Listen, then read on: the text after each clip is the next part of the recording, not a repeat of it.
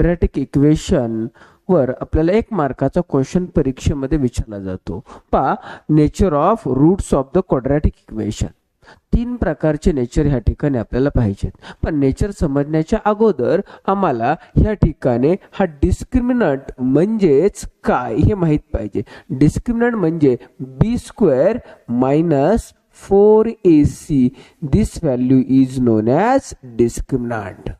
पहा, डिस्क्रिमिनंट म्हणजेच b² minus 4ac. Delta is equal to b² minus 4ac. ह्या डेल्टावर डिस्क्रिमिनंटवर depend आहे नेचर. पहा, पहिलं काय आहे, इफ डेल्टा म्हणजे डिस्क्रिमिनंटची व्हॅल्यू काय दाखवली रे, 0. If discriminant is equal to 0, then the roots of the quadratic equation real and equal.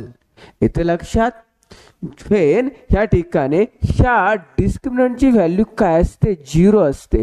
जर ही व्हॅल्यू 0 असेल then roots are real. Roots कसे असतात, रियल अँड इक्वल असतात. Okay, clear. नेक्स्ट पहा, 2 नंबर. when पहा, if discriminant is greater than 0, greater than 0 means discriminant ची value कशी असणार आहे, पॉझिटिव्ह असणे. ग्रेटर दॅन 0 म्हणजेच डिस्क्रिमिनंट ची व्हॅल्यू कशी असणे, पॉझिटिव्ह. आणि जर ही व्हॅल्यू पॉझिटिव्ह असेल म्हणजे ग्रेटर दॅन 1 असेल तर roots of the quadratic equation real and unequal.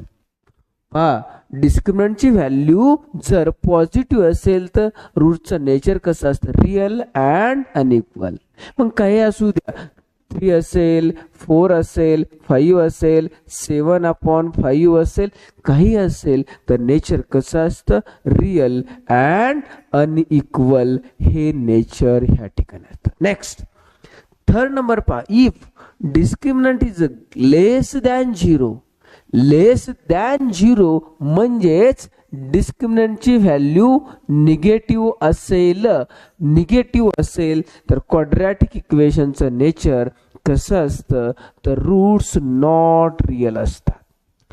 Roots कसे असतात, नॉट रियल. म्हणजेच ह्या ठिकाणी ह्या डिस्क्रिमिनंटची व्हॅल्यू काय असेल, निगेटिव्ह. -1, -2, -3 किंवा -5/4 किंवा -0.3 अशा पद्धतीने असेल तर हे नेचर आपल्याला शो करता येतंय.